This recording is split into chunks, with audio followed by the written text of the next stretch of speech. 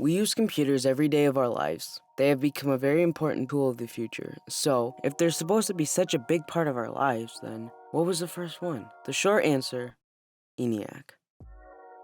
ENIAC was a product of World War II. Militaries were scrambling to invent new technologies to help tip the outcome of the war in their favor. The US government was no different. In 1943, they recruited the two men credited with the creation of ENIAC, John W. Mauchly and J. Presper Eckert. Mauchly was a professor who participated in a class funded by the government called Engineering Science and Management War Training at the Moore School of Electrical Engineering, and Eckert was a recent graduate from the University of Pennsylvania. They were to build a machine that could solve very intricate mathematical equations used for bomb and missile trajectories. While in combat, men needed to have an accurate trajectory in order to hit their targets. Both men contributed to the project. Mauchly is considered to have many of the key ideas, while Eckert was an engineer who translated those ideas into reality. In a 1988 interview conducted by senior scholar David K. Allison from the Smithsonian Institution, Eckert spoke on the role he played. He said, "I was the chief engineer. That means I was responsible for everything done on the project." In 1942, ENIAC was only a figment of the imagination, but by 1943, the plan for ENIAC was put into motion and construction started. By the end of the year in 1945, the ENIAC project had come to an end, and even though World War II was over, ENIAC was still used by the military for many years afterwards.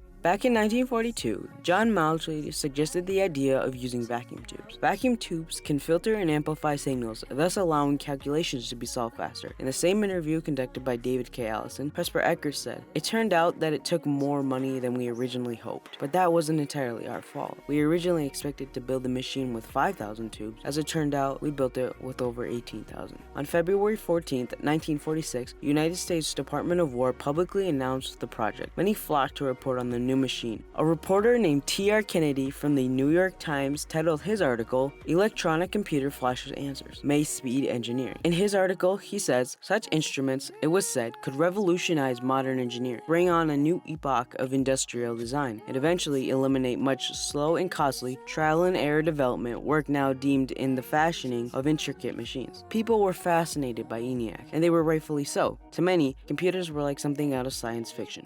Equally important to the engineering aspect of ENIAC was the programming aspect. It was how ENIAC completed its tasks. During this time, programming was seen as boring amongst men, so a group of 6 women were hired to do it. The women who were hired were very skilled mathematicians. They include Jean Jennings, Frances Belis, Betty Cinder, Kathleen McNulty, Ruth Litcherman, and Marlon Westcott. Programming was very difficult. Computer historian Paul E. Ceruzzi from the Smithsonian Institution applauded the women when he said, "These women, being the first to enter this new territory, were the first to encounter the whole question of programming, and they met the challenge." All the women learned how to program using plugboard wiring. They also learned how to troubleshoot. They would enter in the code, and if it did not work, they would try it again, but differently. The women who programmed ENIAC did not necessarily receive credit when credit was due. It was not until technology policy lawyer Kathy Kleinman made a film titled "The Computers: The Remarkable Story of the ENIAC Programmers." After World War II ended, many women in the workforce left to allow the men to take up the role once again. But unlike the rest, the US military actually requested that the female programmers stay working for the US government.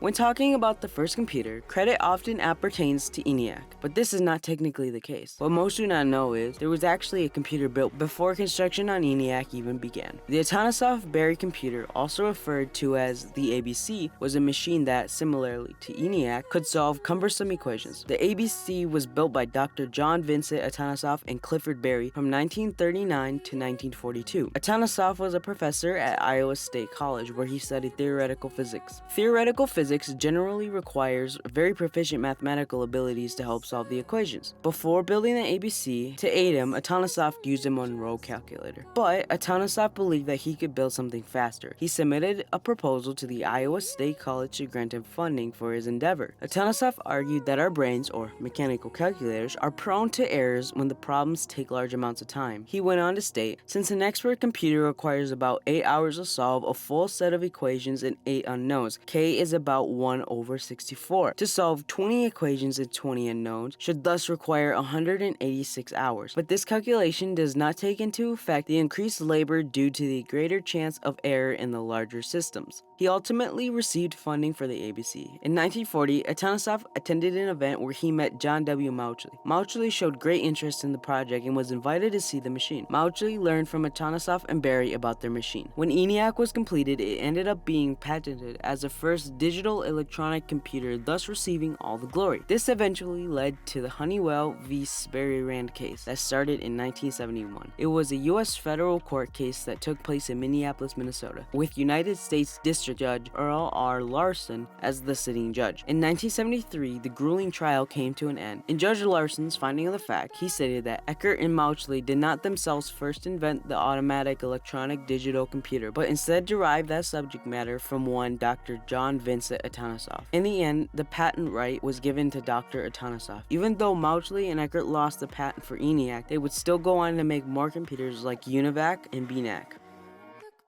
Finally, when asked by Alexander Randall V, who was a family friend to J. Presper Eckert, when you were working on ENIAC, did you have any inkling that these things would be laptop size and everyone would own one? Eckert responded with, Mauchly thought the world would only need maybe 6 computers. No one had any idea the transitor and chip technologies would come along so quickly. It is shocking to have your life work reduced to 1/10 of a square inch of silicone. This just goes to show that computer technology moves fast. Even though ENIAC was not technically the first computer, it was still a technological and engineering feat. ENIAC has had an impact on computer history and will continue to have an impact on computer technology today.